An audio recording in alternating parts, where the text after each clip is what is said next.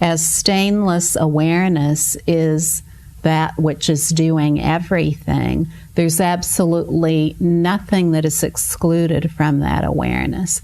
So there's no special way that one needs to speak or act or be. We don't need to rule out the use of the word I or me or mine or take on any kind of contrived way of speaking or thinking of being or being. When we repeatedly return to the completely perfect ease of being, the natural rest that is at the basis of everything, over and over again, wisdom dawns within us, wisdom that requires no contrived activity, no contrived conduct, no contrived thinking, no contrived emoting. Wisdom requires no thinking. It requires absolutely no thinking. Wisdom is the clear light of wisdom that is the basic space of awareness that pervades everything. When we rest as that clear light of wisdom, it becomes more and more obvious. And that's the only way we can find our own wisdom. Our own wisdom is innate. It's already accomplished. We don't need to do anything to get it. We don't need to force it, try to find it, try to head to a destination, try to engage in all kinds of things to make it come about. It already is. When we rest as that wisdom awareness that's at the basis, the clear light of wisdom becomes more and more obvious. And we can count on this without fail. We can count on this without fail. If it seems too easy compared to everything else you've heard, then, and you don't understand what I'm saying immediately, then please come back. Come back at least 6 times and see if conviction will dawn. And even if you think, oh, she's crazy, what is she talking about? Boy, she's really a lunatic.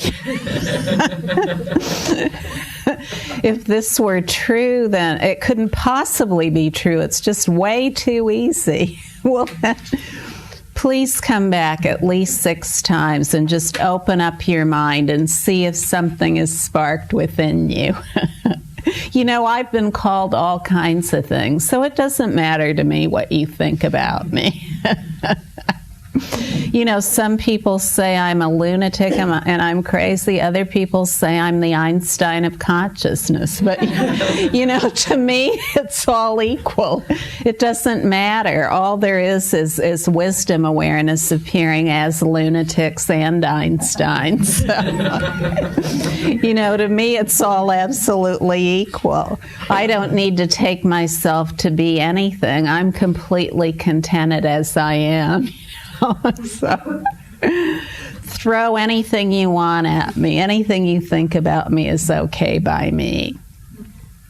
But back to conviction dawning.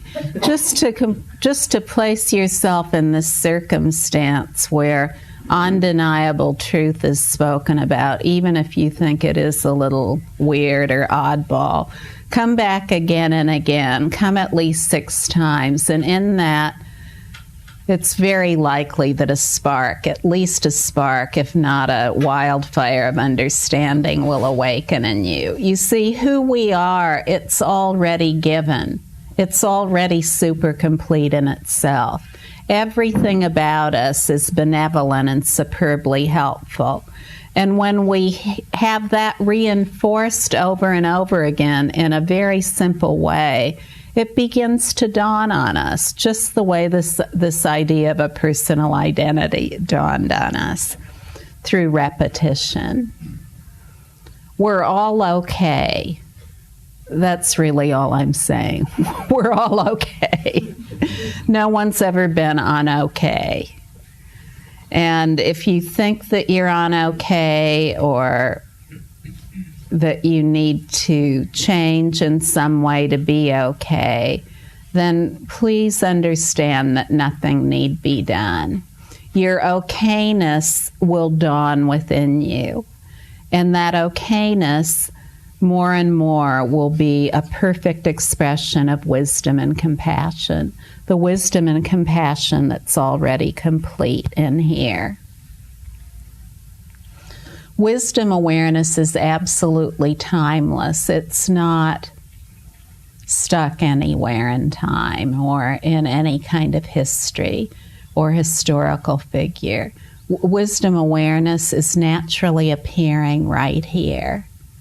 And everything that's ever been, as it is totally timeless, is self-occurring in this moment, simultaneously inherent in this moment. It's just like you could say, oh, you know, suddenly I had an urge to go to India, and I just knew I had to go to India. And then what happens usually then is we try to establish a lot of causes and effects related to that urge. I've got to get to India. So I must have this urge to go to India because something's wrong with me, and I'm going to find something there that's going to make me whole and complete. Or,